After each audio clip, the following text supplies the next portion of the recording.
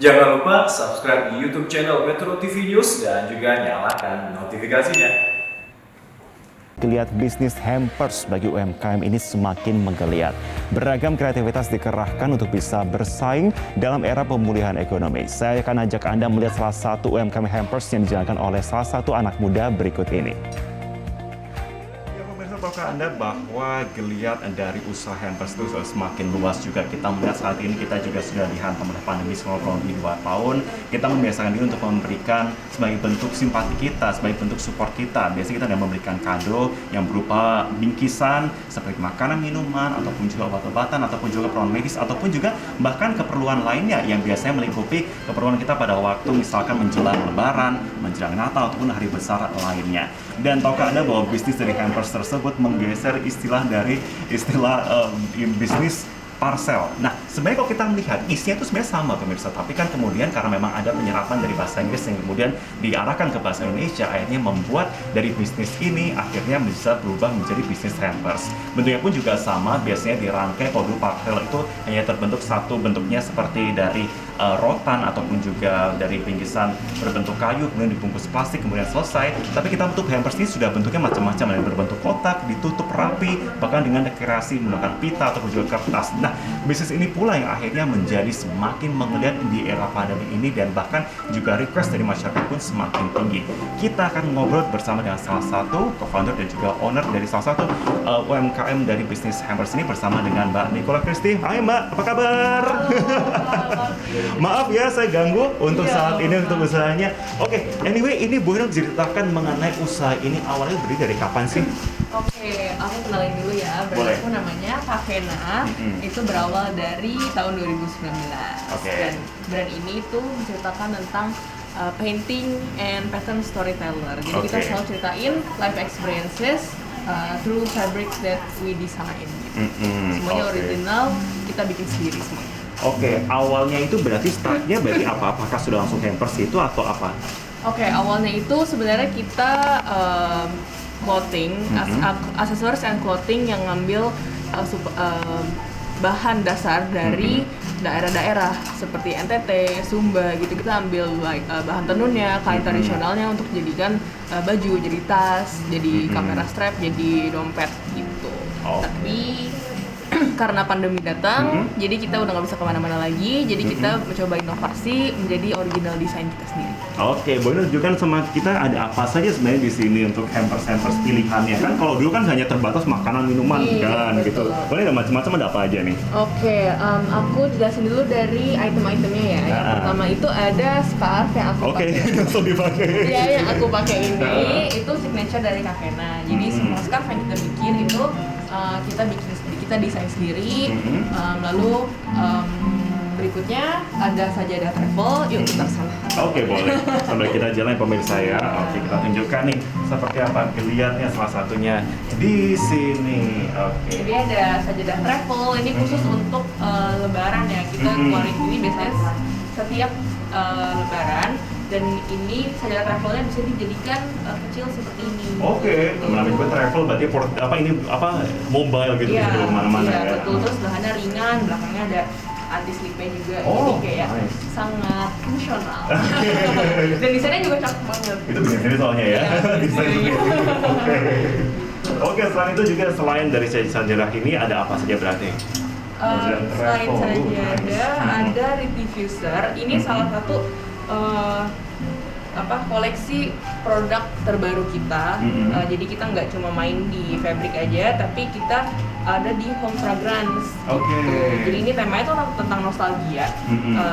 Ini semuanya packagingnya kita bikin sendiri. Temanya itu nostalgia, jadi ya ini remind kita ke setiap kita mau lebaran kita selalu ke rumah eyang gitu kan, ke rumah lebih tua gitu. Jadi ini vibe-nya tuh seperti itu gitu. Ada yang kesannya itu grandma cookies. Jadi semua gambar sendiri pokoknya ya, desain sendiri. Iya, bener. Ini rasanya tuh kayak nenek kita lagi baking di rumah. Jadi lebih manis gitu. Kalau yang ini kayak di kamar kita yang lama, kamar lama kita.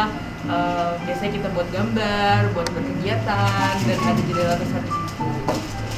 Terus yang ini terakhir ada My House by the Sea. Itu ceritanya tentang kayak rumah kita yang di desa gitu. Jadi kayak suasananya itu kayak seger, ada padang rumput, ada laut gitu. Jadi ini lebih fresh. Oke deh. Nah, dari tadi saya tuh melihatnya seperti desain-desainnya itu adalah sebenarnya di custom sendiri ya, dia ngelukis sendiri berarti ya. Iya, Ini ya. Nah, boleh juga sama kita semua gimana sih cara proses dari awalnya melukis sampai dengan akhirnya bisa jadi seperti ini. Oke, silakan tunjukkan untuk kami.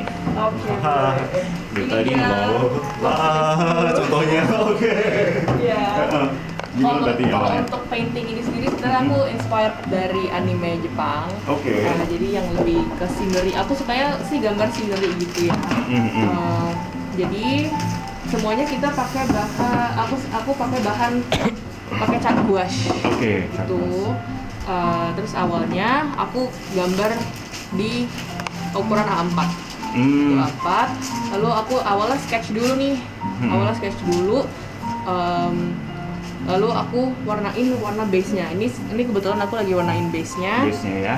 Lalu sekarang aku lagi mau detailing ke layer kedua. Oke. Biasa berapa lama sih prosesnya untuk membuat satu painting ini? Biasanya buat satu painting itu kalau ini aku masih termasuk tergolong masih lama sih, kayak maybe 2-3 jam gitu. 2-3 jam.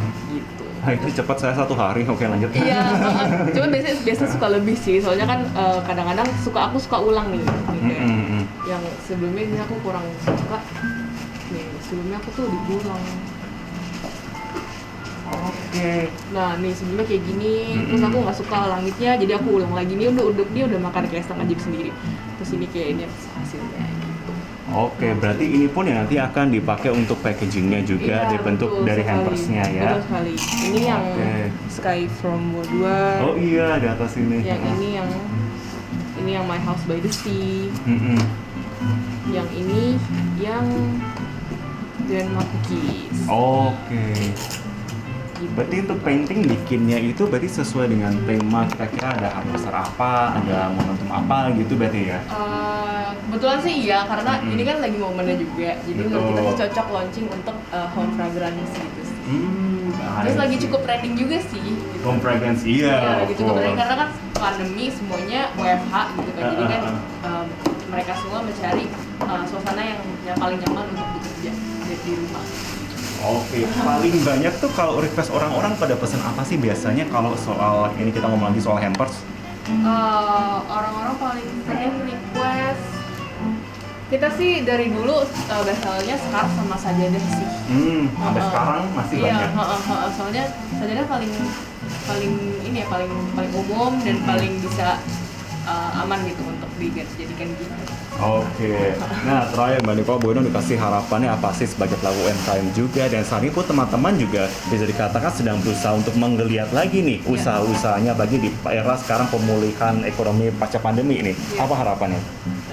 Aku sih harap semuanya balik lagi ke awal gitu, banyak offline bazar lagi, terus semuanya juga makin maju, desain-desainnya juga aku lihat sih semuanya makin bagus ya, maksudnya kayak semuanya production sendiri juga gitu, semuanya dari lokal, dari supplier maupun raw material semua dari sini gitu, bukan dari impor.